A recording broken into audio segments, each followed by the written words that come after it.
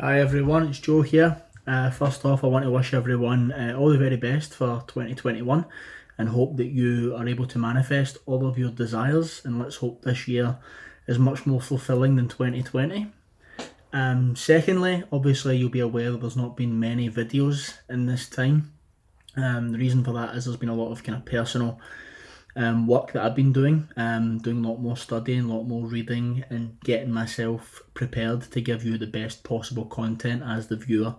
So if you like this, then subscribe. I hope you do like it. I hope the content's valuable.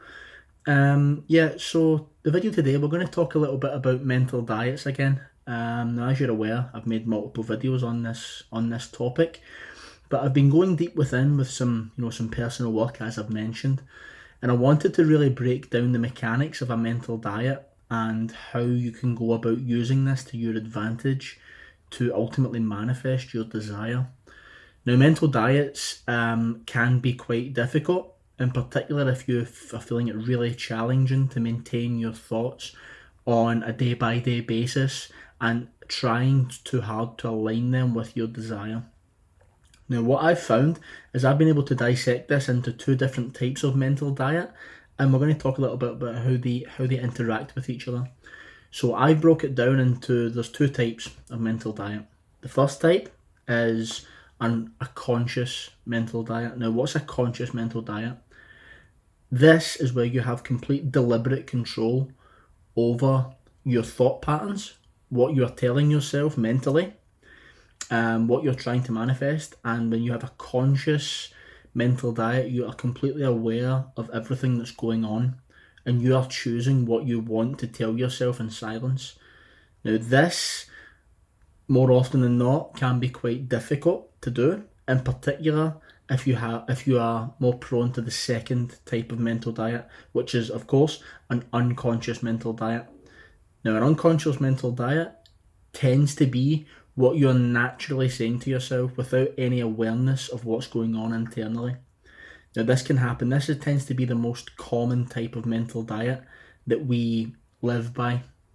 Now, what really needs to happen for us to get to the end that we are trying to manifest is to try and make that conscious mental diet into an unconscious mental diet.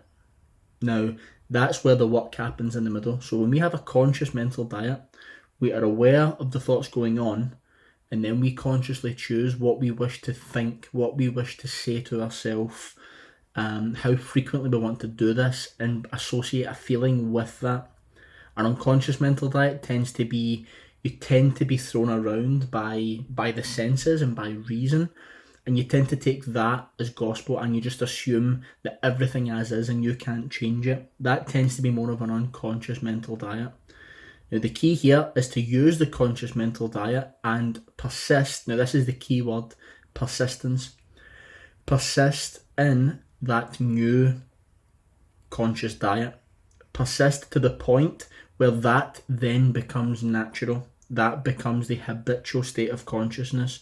That becomes what you are telling yourself mentally, naturally. The key is for naturalness of that mental diet.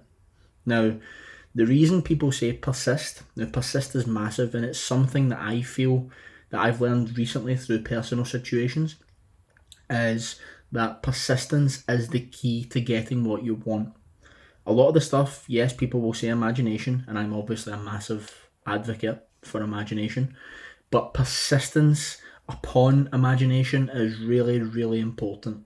Now, the three ways I have determined to go from a conscious to an unconscious mental diet is imagination, awareness, and then persistence.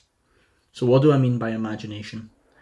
Now, if you already have done, you've constructed a scene, you've imagined the scene, you've felt it to be real, it feels good, it feels natural, then in imagination, ask yourself, as Neville says several times in lectures, what would the feeling be like if it were true? How would I see the world if I were now what I want to be? How would, and this is more importantly, how would I see myself if things were as I want them to be? What would I say to myself in silence? This is where you're going to get to the root of being able to choose a conscious mental diet. Now, when you ask yourself that question, what would I say to myself if I were now the person I want to be? You will then get answers, and they will come from deep within. You won't have to think about them, they'll come from deep within. So for an example, you want to manifest a new career.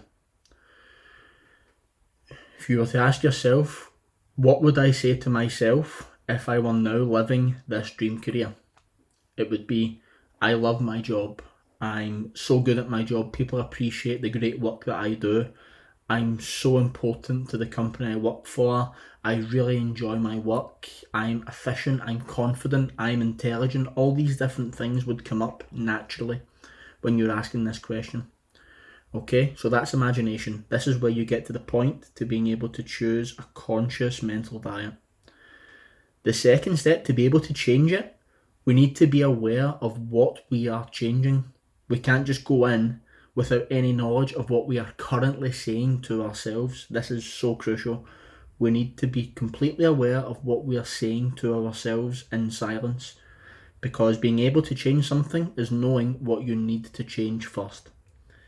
So with awareness and meditation, ask yourself, how do I see myself now?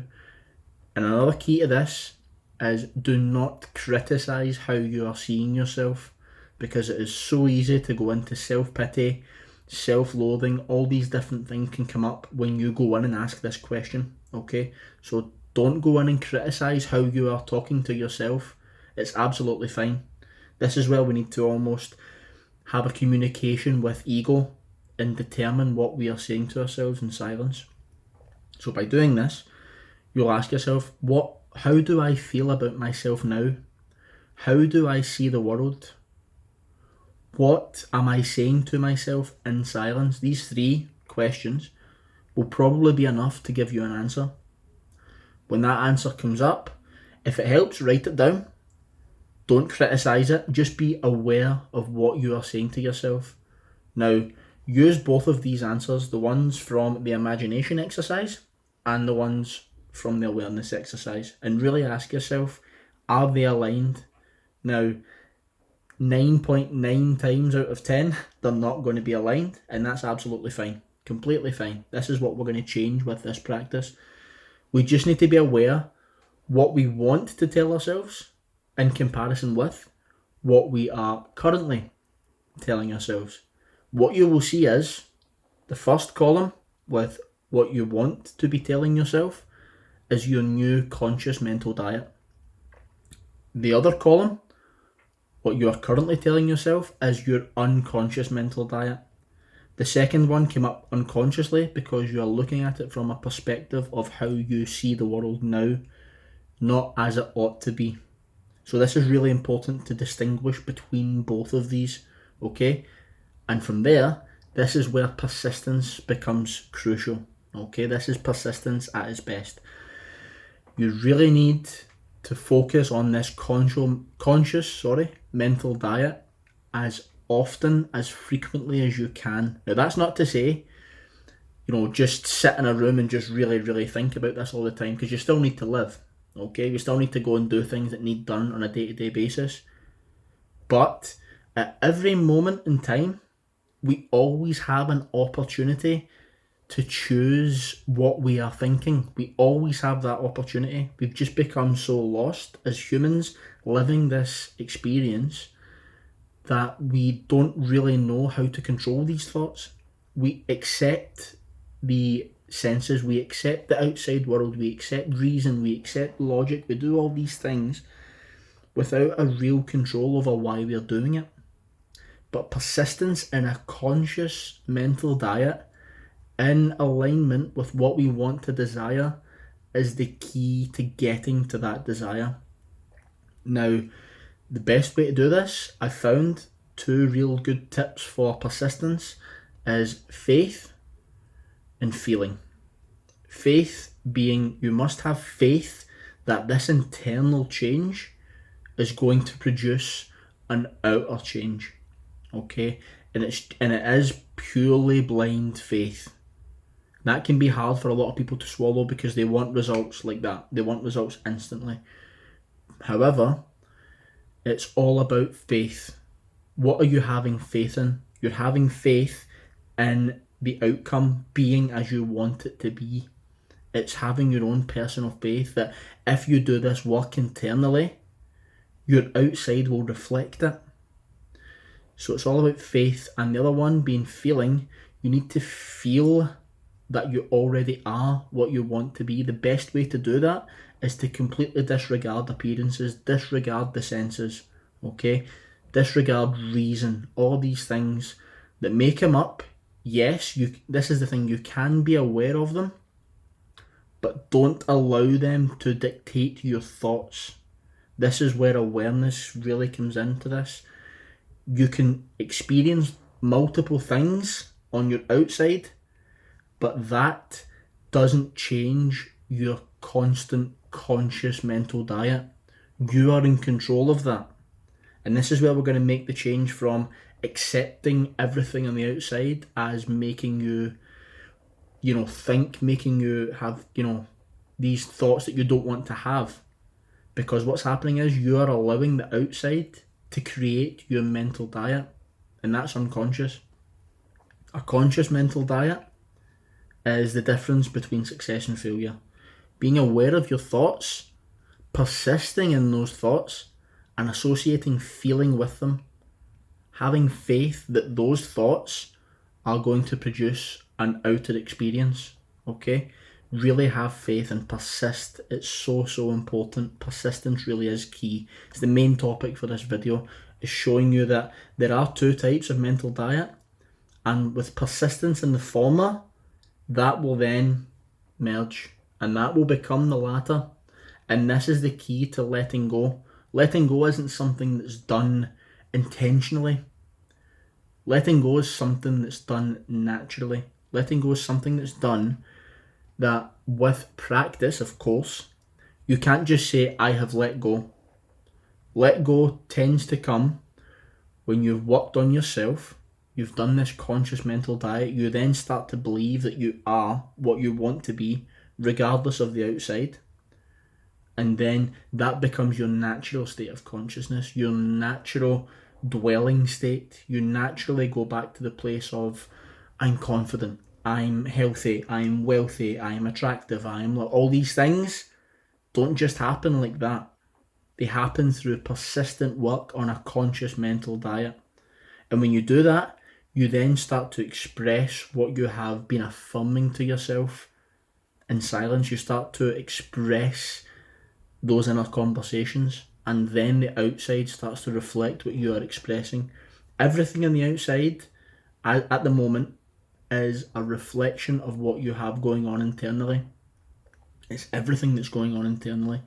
So the only way to change the outside is to change the inside. Now, people will get results when they do this work, but people sometimes do it just to get the result, okay? Which is fine. If you get the result, that's great. But what tends to happen is people, in regards to a specific person perhaps, they will work on themselves, they will have the manifestation, or a part of the manifestation, and then they stop working on themselves, they stop that effort, they go back to the old man, they go back to the old state of consciousness because they weren't doing the work for them. The work was being done as a means to an end. When you can be the end and be the end naturally, you can enjoy that physical end much more when it comes. So it's so important to do this work for you and really focus on this conscious mental diet for yourself and for yourself alone. So I really hope this has helped. As usual, any questions, the email is down below. I hope this has been useful. It felt really inspired to share this. As I've said, through personal stuff I've had the last few months, it was so important for me to learn the importance of persistence. It's absolutely key to anything you're trying to manifest. Neville talks about it a lot. And just as a footnote, he also mentions for inner conversations, uncritical self-observation of your inner thoughts. As I've said earlier, don't dwell on what you're thinking and criticize it and label it as negative. Being aware of it is much more fruitful than going in and critically observing your thoughts. Because when you're criticising them, you're ultimately harming yourself by blaming yourself for thinking this way. If you can accept that you have been thinking that way, it's the first step to be able to change it. So as I've said, I hope this helps. Also, as a footnote here, I want to advertise my own Neville Goddard community. It was originally set up for people based in Glasgow, but due to the nature of the pandemic and everything being locked down, a lot of the classes now are all online based. So I'll put the link down below to the meetup group. It's just a Google based web page which I organise. We tend to do a group every Thursday night. Where there's a bunch of people that join. There's a few regulars, some people join for the first time. When we go over the practices of Neville, we go, there's some seasoned people, some novices, and it's just a big group chat for people to come and feel like it's a safe space to communicate and to discuss all things Neville. So I'll put the link for that down below, and I hope this was very helpful, and I will see you all on the next one. Take care.